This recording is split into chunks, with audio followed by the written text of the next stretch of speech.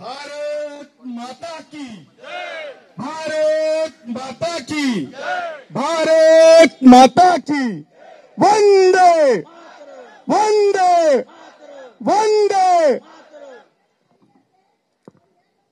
समग्र शिक्षा करार कर्मचारी श्रमिक संघ महाराष्ट्र राज्य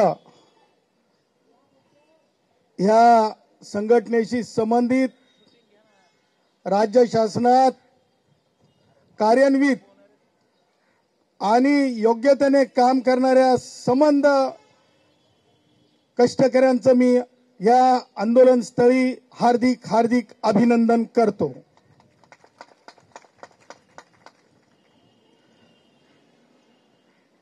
कष्टकरी ते कष्ट ते काम ते कार्य आणि त्यांना सहाव्या लागणाऱ्या यातना हे असं पाहिल्याच्या नंतर ऐकल्याच्या नंतर मनाला वेदना झाल्याशिवाय राहून जात नाहीत। मला असं वाटतंय कष्टकऱ्यांनी सरकार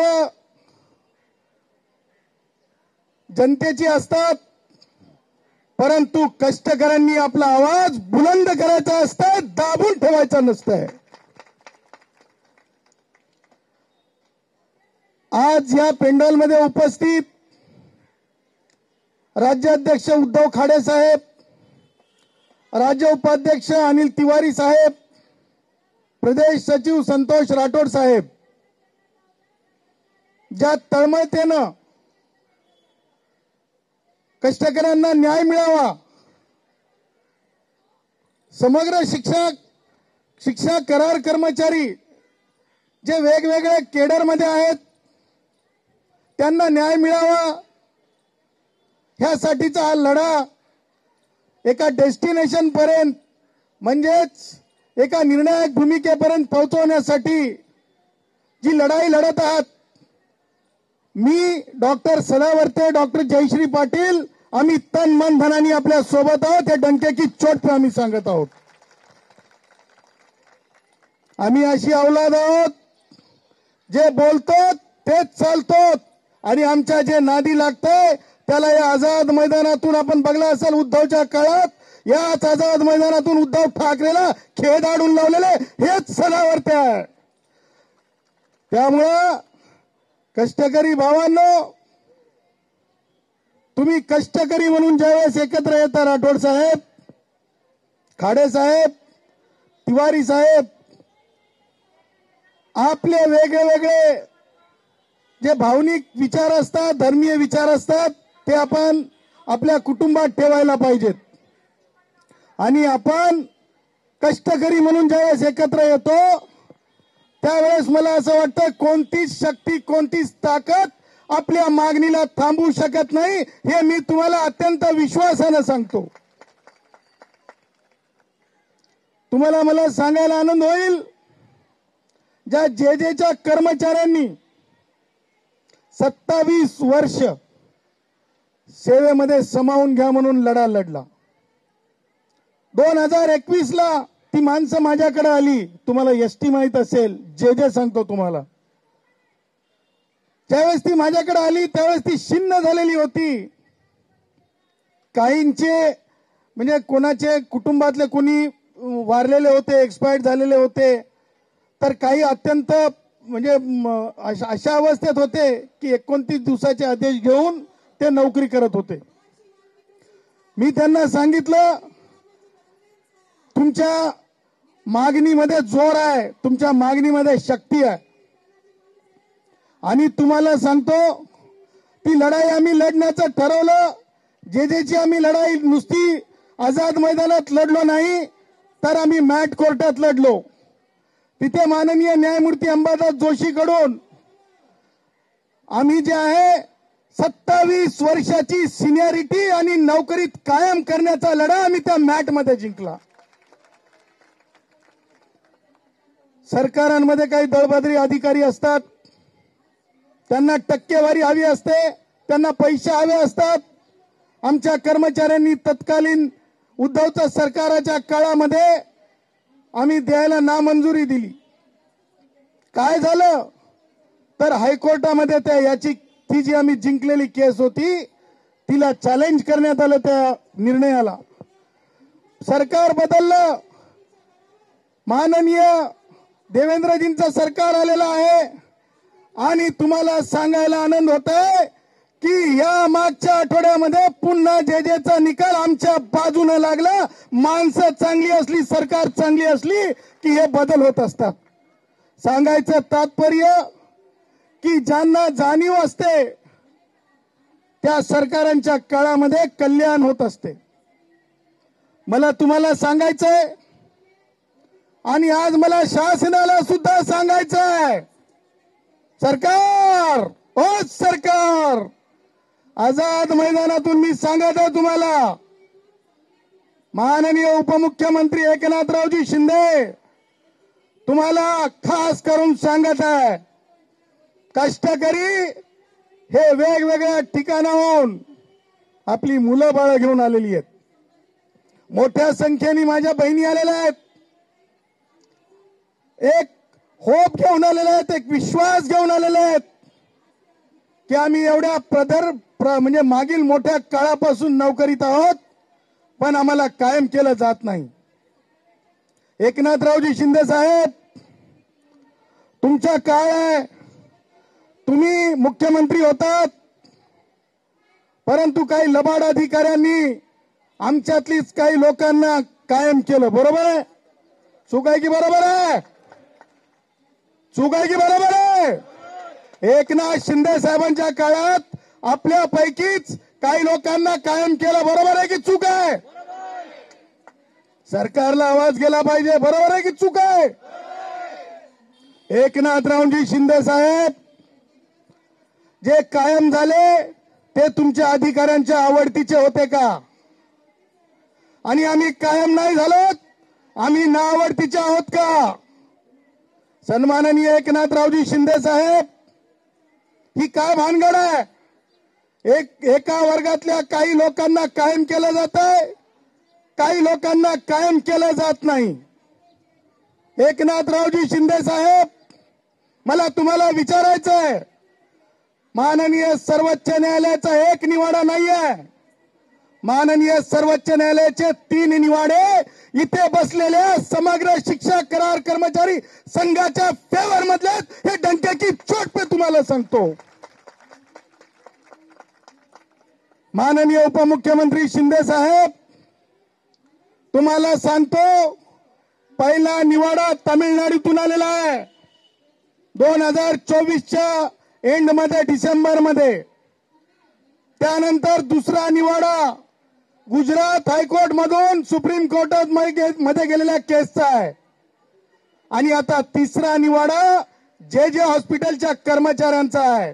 आणि तिन्ही निवाडे हे सांगतात की एकसारख्या कर्मचाऱ्यांना जर तुम्ही दुसऱ्या त्याच वर्गातल्या कर्मचाऱ्यांपैकी जे एकसारखे त्यांच्यापैकी काही लोकांना कायम केलं तर डंके की चोट पे तुम्हाला सगळ्यांना कायम करावं लागेल.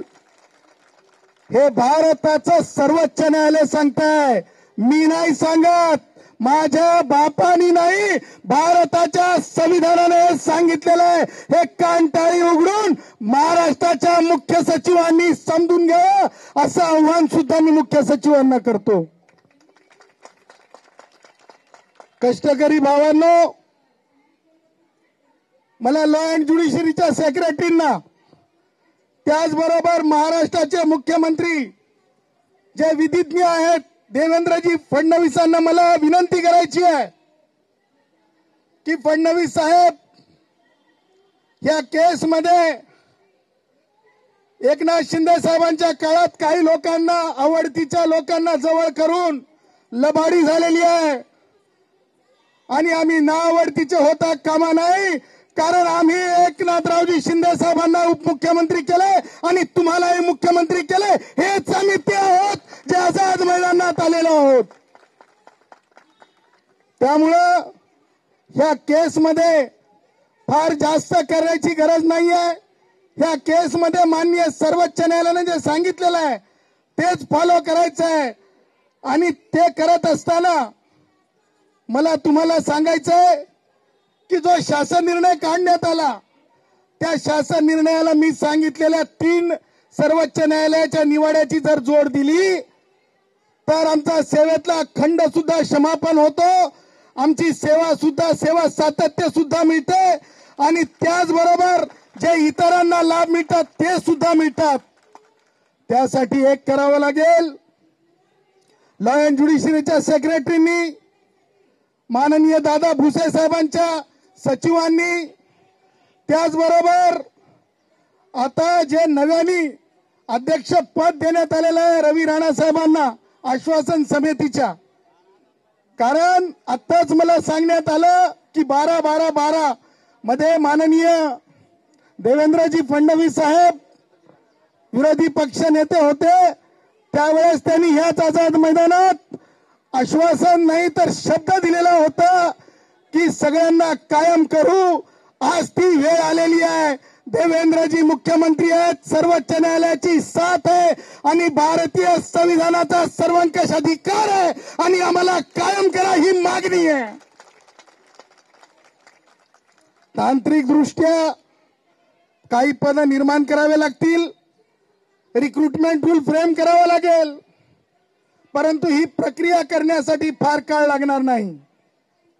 माननीय उपमुख्यमंत्री एकनाथरावजी शिंदे साहेब, माननीय उपमुख्यमंत्री अजितदादा पवार, मला तुम्हाला सांगायचंय की ज्यावेळेस कोरोना होता त्या कोरोनातल्या कर्मचाऱ्यांना सुद्धा एकनाथरावजी शिंदे साहेबांच्या सरकारच्या काळामध्ये 1 वर्ष ज्यांनी काम केलं त्यांना कायम केलं।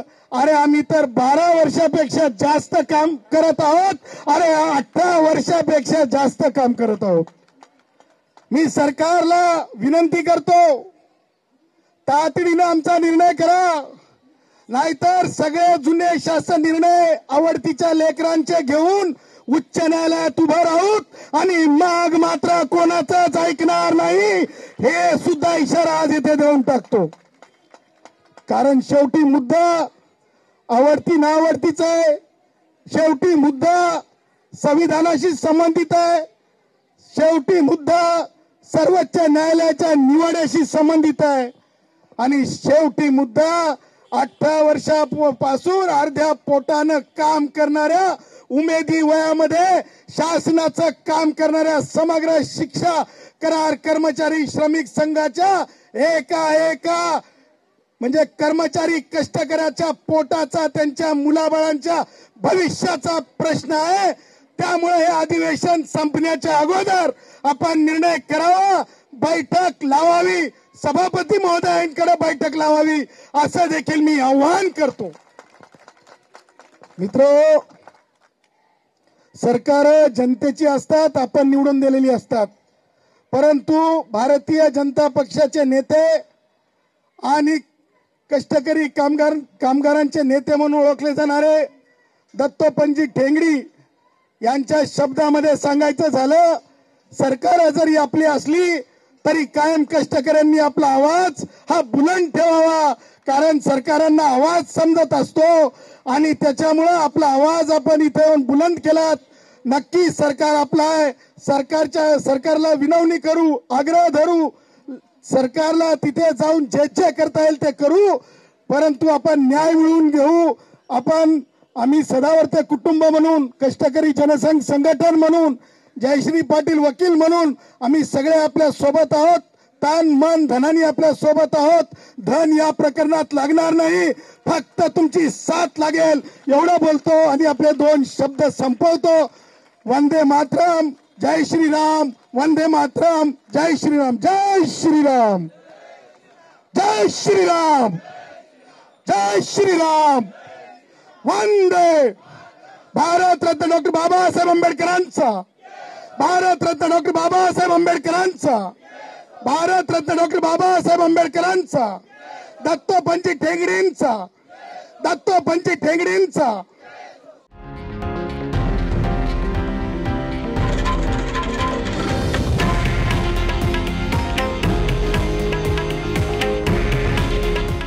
आहे देशातील नंबर 1 न्यूज नेटवर्क आणि आपण पाहत आहात TV9 मराठी. काळजी तुमची, हित महाराष्ट्राचं.